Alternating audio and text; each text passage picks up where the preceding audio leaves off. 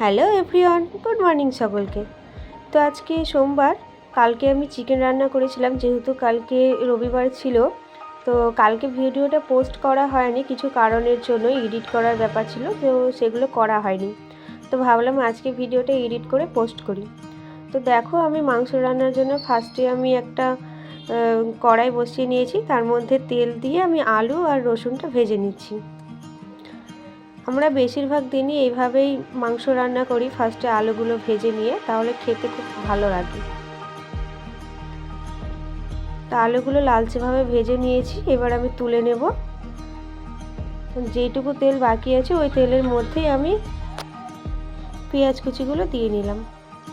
পেঁয়াজটা দেওয়ার পরে আমি মাংস যেগুলো ছিল সেগুলো আমি দিয়ে দিলাম কড়াইয়ের মধ্যে।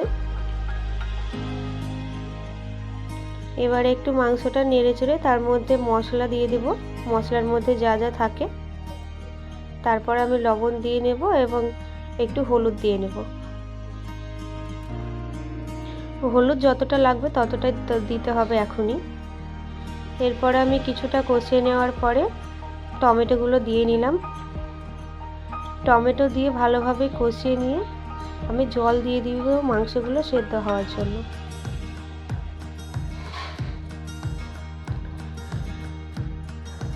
তো মাংসটা প্রায় সেদ্ধ হয়ে এসেছে, জলগুলো প্রায় শুকিয়ে গেছে।